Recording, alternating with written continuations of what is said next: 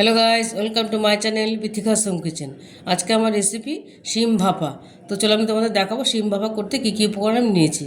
এখানে আমি শিম নিয়েছি, দেখো এরকম ছোটো সাইজগুলো আমি গোটা নিয়েছি, আর যেগুলো একটু বড়ো সাইজ সেগুলো আমি পিস করে নিয়েছি। তোমরা চাইলে সব গোটা গোটাই রাখতে পারো। আর নিয়েছি এখানে কাঁচা টমেটো, সরু সরু করে পিস করে নিয়েছি। একটা ছোটো টমেটো নিয়েছি, আর নিয়েছি ধনেপাতা কুচি, কাঁচা লঙ্কা চেরা, 4-5টা কাঁচা লঙ্কা আমি চিড়ে নিয়েছি। আর নিয়েছি এখানে অল্প হলুদ গুঁড়ো, অল্প লঙ্কার গুঁড়ো, আর এ নিয়েছি অল্প চিনি। আর এখানে নিয়েছি কালো সর্ষে, সাদা সর্ষে, পোস্তদানা ছোটো 1 প্যাকেটের নিয়েছি, 1 প্যাকেট নিয়েছি গোটা কাঁচা লঙ্কা, নারকেল কোড়া। কালো সর্ষে, সাদা সর্ষে, পোস্ত, কাঁচা লঙ্কা আর নারকেল কোড়াটা আমি একসঙ্গে শিলনোড়ায় বেটে নেব। আর নিয়েছি এখানে সর্ষের তেল আর লবণ। আর এখানে আমি একটা এই টিফিন কৌটোটা নিয়েছি, এই টিফিন কৌটোটা আমি আজকে এটা ভাপাবো শিমটা। চলো এবার আমি রেসিপিটা শুরু করব। দেখো এখানে কালো সর্ষে, সাদা সর্ষে আর পোস্তটা বেটে নিয়েছি, আর এখানে নারকেল কোড়া, কাঁচা লঙ্কাটা বেটে নিয়েছি। এবার আমি শিমগুলো একটু ভেজে নেবো হালকা। তো আমি এখানে কড়াই বসিয়ে দিয়েছি, দেখো তেল আমি দিয়ে দিয়েছি, গরম হয়ে গেছে। এবার আমি শিমগুলো দিয়ে দেবো। প্রথমে একটু নুন দিয়ে দেবো, আমি নাহলে ছিটবে। একটু নুন দিয়ে দিলাম। এবার আমি শিমটা ঢেলে দেবো। ও শিমগুলো আমি হালকা ভেজে নেব। শিমগুলো আমি হালকা করে ভেজে নিয়েছি, ভেজে নামিয়ে নিয়েছি। এবার আমি সব মশলাগুলো মেশাবো। এই বাটিটা আমি নিয়ে নিয়েছি, এর মধ্যে আমি সব মেশাবো। প্রথমে দিয়ে দেবো নারকেল কোড়া, কাঁচা লঙ্কা বাটা, পোস্ত, কালো সর্ষে, সাদা সর্ষে বাটা, দিয়ে দেবো হলুদ গুঁড়ো, লঙ্কা গুঁড়োটা, দিয়ে দেবো চিনিটা একদম অল্প পরিমাণে, দিয়ে দেবো কাঁচা টমেটোটা, দিয়ে দেবো তেল, সর্ষের তেল পরিমাণ মতন,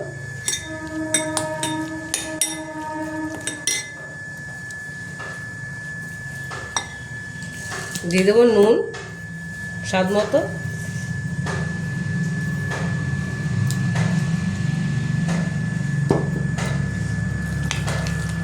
এটা মিশিয়ে নেওয়া ভালো করে।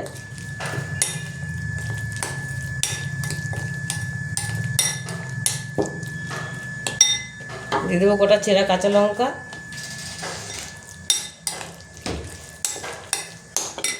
ধনেপাতা কুচি,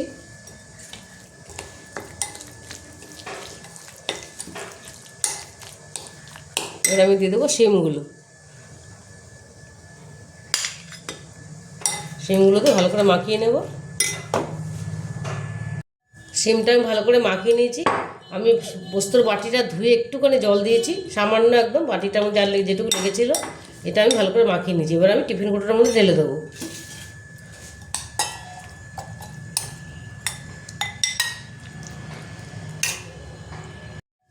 শিমটা আমি পুরোটা ঢেলে নিয়েছি। এবার আমি এর মধ্যে দিয়ে দেবো কাঁচা লঙ্কা কয়েকটা চেরা রেখে দিয়েছিলাম, আমি দিয়ে দেবো অল্প একটু ধনেপাতা কুচি, আর দিয়ে দেবো অল্প একটু নারকেল কোড়া, আমি ওপরে ছড়ানোর জন্য রেখে দিয়েছিলাম, এটা আমি দিয়ে দিলাম।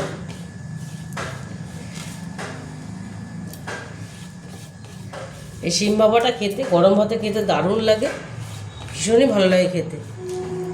এবার আমি এর মধ্যে একটু কাঁচা সর্ষের তেল দিয়ে দেবো, ওপর দিয়ে ছড়িয়ে দেবো।